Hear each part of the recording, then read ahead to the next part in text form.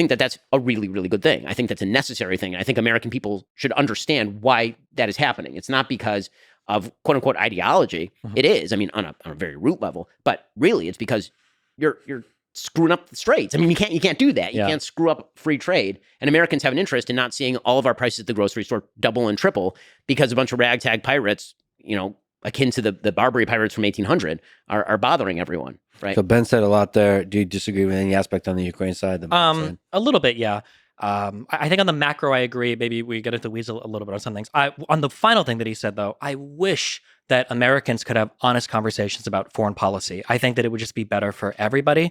I don't know if it's, Red Scare after the Cold War, where it was like literally, the behemoths, we're fighting against communism. And we felt like after 91, every single foreign policy decision needs to be able to be explained in like 7 words, like he's the bad guy and that's it. I wish we had more honest conversations about what our foreign policy interest is in a particular region, because I don't think most Americans honestly could even articulate why Israel would be an important ally, or why it's important to defend Ukraine against Russia, or why should we care about Taiwan at all. I don't know if most Americans could articulate anything there, even though they might have very strong opinions about why we ought to be involved in certain conflicts. So I do agree with that. I wish we had more honest conversations about foreign policy.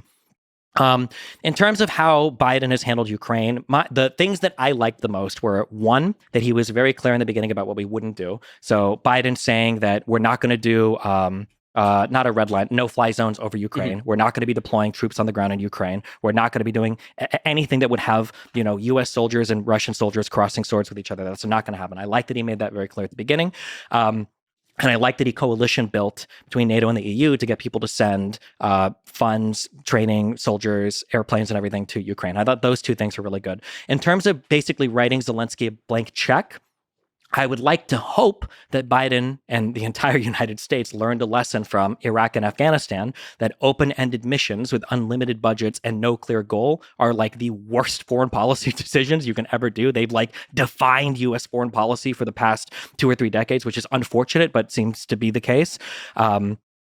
My feeling would be, and this is just a feeling, I don't know if internal cables have leaked that say otherwise, is the Biden administration has probably always had a quiet position of, at some point there's going to be an off-ramp here. And I think even a month or 2 ago, I think those talks were being leaked, that discussion had begun with Zelensky looking for an off-ramp. But publicly, of course, the United States is never going to come out and say, we're going to support you guys to fight as much as you want for 3 months.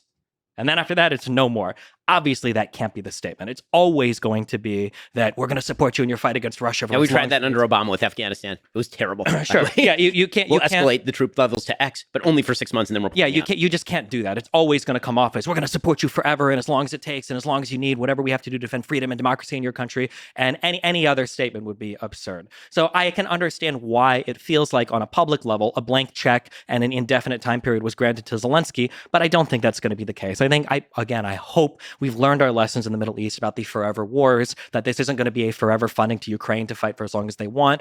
I do disagree. I feel like we're playing a little bit retrospectively, saying that it's obvious that they're not going to capture the Donbass. It's obvious that they're not going to capture Crimea. I agree, for Crimea, that was incredibly obvious. But it was also really obvious that in 2 weeks, Russia would own Kiev and Ukraine was going to be Belarus 2.0. I think that even for a lot of military people, and analysts around the world, that was an expectation, or at least a significant probability. Nobody knew, the phrase that's thrown around now is paper tiger, that Russia's military was as ill-equipped as they were. So I can understand why, especially if you're Ukraine and if you've repelled an invasion from one of the world's largest armies, why you might feel like, well, fuck it, let's fight for a few months, let's fight for a year, let's see what happens. And I can understand the United States supporting them, but I agree that there has to be some reasonable off-ramp where we're not going to fight forever. I think the U.S.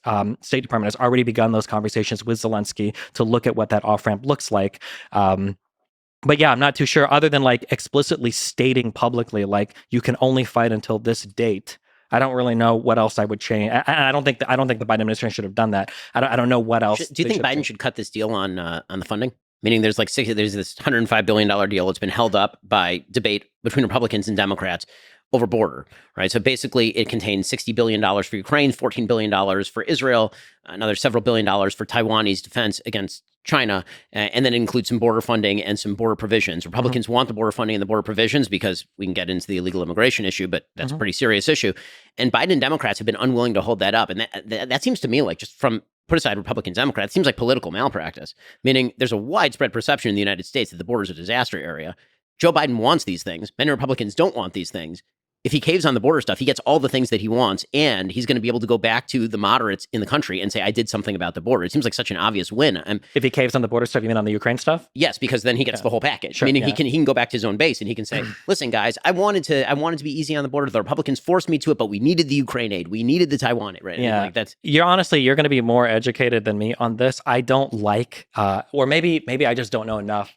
I don't like the principle that when we negotiate things in the United States, there's like 50 million hostages at all points in time for every single thing. Like, oh boy, here comes the debt ceiling. What do the Republicans want? What do the Democrats want? Oh boy, like here, we can't fund our government. But I mean, obviously, the argument is going to be that if the Ukraine funding doesn't come in this bill, and if Biden and his administration feel like it's really important, that not unilaterally, but as a single issue, it's not going to pass. So